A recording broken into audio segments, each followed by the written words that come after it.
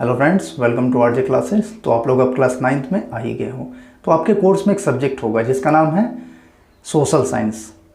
इसको 4 पार्ट्स में डिवाइड किया गया है: हिस्ट्री, ज्योग्राफी, पॉलिटिक्स और इकोनॉमिक्स। तो आज जो चैप्टर हम लोग डिस्कस करने वाले हैं वह इकोनॉमिक्स का फर्स्ट चैप्टर है जिसका नाम है the story of village Palampur.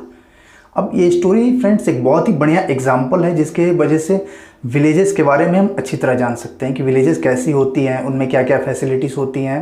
Okay, तो आइए चैप्टर को आगे बढ़ाते हैं। पालमपुर जो स्टोरी का मेन टॉपिक है, कह सकते हैं कि मेन विलेज है। पालमपुर से ठीक 3 किलोमीटर दूरी पर एक बहुत बड़ा विलेज है जिसका नाम है रायगंज, और पास में ही एक छोटा सा टाउन है जिसका नाम है शाहपुर। अब इस विलेज और टाउन्स में या टाउन से विलेज में इन तीनों जगहों पे आपस में आने जाने के लिए जो ट्रांसपोर्ट फैसिलिटी है वो बहुत ही बढ़िया है।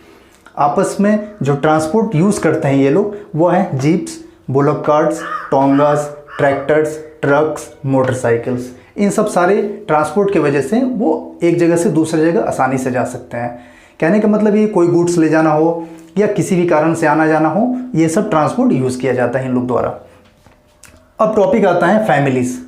पालमपुर एक विलेज है जिसमें टोटल 450 फैमिलीज़ रहती हैं। उसमें से 80 अपर क्लास के लोग और 150 फैमिली दलित्स के होते हैं, लोअर क्लास के। ज़्यादातर इसमें जो लैंड है, पालमपुर में जो भी टोटल लैंड है उसमें ज़्यादातर लैंड एरिया जो है वो अपर क्लास के लोगों के पास रहता है। ओके, तो ये लैंड डिस्ट्रीब्यूशन के बारे में हम लोग नेक्स्ट टॉपिक में डिस्कस करेंगे।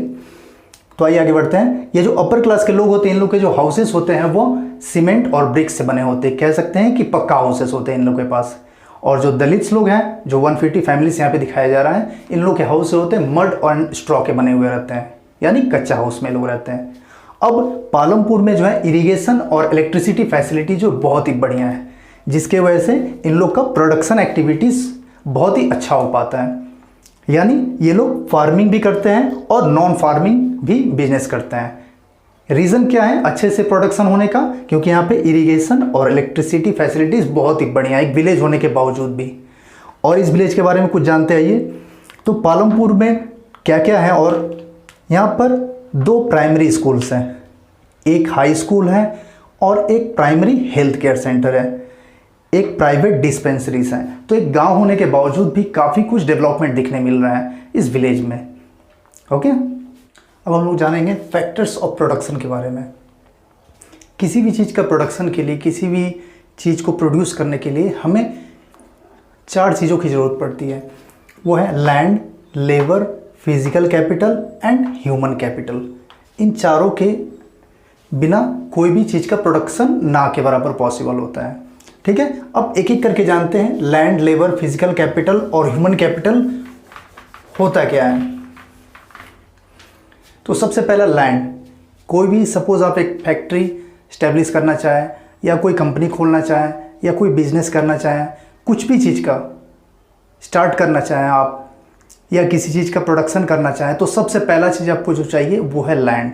Without land it's not possible to produce anything. ठीक है, नेक्स्ट आता है लेबर। अब आप एक फैक्ट्री बना लिए, एक कंपनीज खोल लिए या कुछ भी एक स्टार्ट करना सोचें, तो उसके लिए आप अगर खुद सोचेंगे कि खुद आप सारे काम कर लेंगे तो ये पॉसिबल नहीं है। किसी भी कंपनीज, फैक्ट्रीज के लिए सबसे एक मेन इंपॉर्टेंट चीज़ होता है वो है लेबर, लैंड के बाद। ठीक है, तो लेबर की ज़रूरत पड़ती है। अकेला एक कंपनी का बॉस चाहे तो हर काम नहीं कर सकता है। ठीक है, क्या पॉसिबल है एक बॉस खुद आकर के कंपनी खोले, खुद सामान प्रोड्यूस करे? It's not possible. ठीक है, तो सेकेंड आता है लेबर का। तो कंपनी में या किसी भी चीज़ का प्रोडक्शन में लेबर की भी ज़रूरत पड़ती है। तो नेक्स्ट आता है फिजिकल कैपिटल। फिजिकल कैपिटल को यहाँ पे 2 पार्ट्स में डिवाइड किया गया है, फिक्स्ड कैपिटल और वर्किंग कैपिटल। फिक्स्ड कैपिटल क्या होता है वो जानते हैं। किसी भी कंपनी में या फैक्ट्रीज में टूल्स होते हैं, मशीनरीज होती हैं। कोई भी चीज़ का प्रोडक्शन के लिए सपोज एक पेपर का प्रोडक्शन करना है तो उसके लिए क्या चाहिए, हमें वुड चाहिए, लकड़ी चाहिए। वुड से ही पेपर तैयार होता है। ओके, तो उसके लिए जो मशीन्स यूज़ होते हैं, तो क्या ऐसा होता है कि जिस मशीन से एक पेपर तैयार किया गया या 10 कॉपीज़ तैयार किया गया उसके बाद वो मशीन फेंक दिया जाता है? नहीं, वही मशीन से बहुत सारे कॉपीज़ तैयार किया जाता है, बहुत सारे पेजेस तैयार किया जाता है।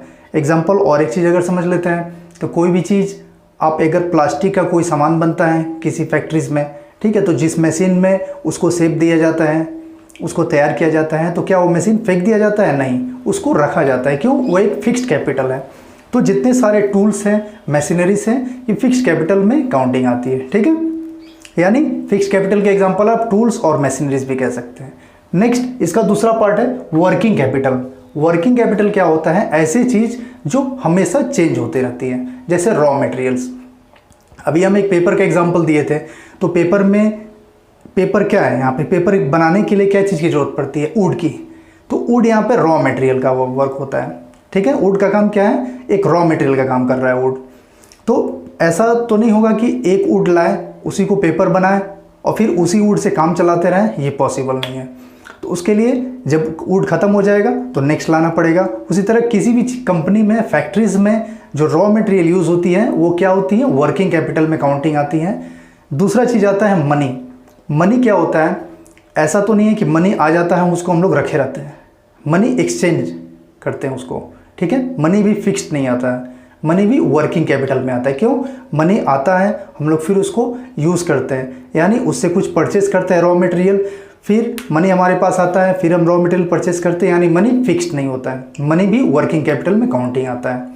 नेक्स्ट पॉइंट आता है ह्यूमन कैपिटल। ये फोर्थ पॉइंट है जो किसी भी चीज़ का प्रोडक्शन के लिए बहुत ही मेन होता है, ह्यूमन कैपिटल। इसके ये अगर ना रहे तो लैंड, लेबर, फिजिकल कैपिटल सब वेस्ट है, सब बेकार है। यानी इन तीनों को चलाने के लिए ह्यूमन कैपिटल का होना बहुत ज़रूरी है। ह्यूमन कैपिटल में क्या क्या आ जाएगा? Knowledge, planning, mind, etc। यानी यह समझ लीजिए एक कंपनी खोल दिया जाए और उसको कोई चलाने वाला नहीं है, उसका कोई बॉस नहीं है, या फिर कोई ऐसे इंसान को बैठा दिया जाए जिसको उस कंपनी के बारे में कुछ नॉलेज ही नहीं है, तो क्या वो कंपनी चल पाएगा? नहीं, टोटल वेस्ट हो जाएगा, ठीक है। तो ह्यूमन कैपिटल होना एक बहुत ज़रूरी होता है। तो फ्रेंड्स, मिलते हैं अब नेक्स्ट एपिसोड में। वीडियो अच्छा लगे तो लाइक और सब्सक्राइब जरूर कर दें।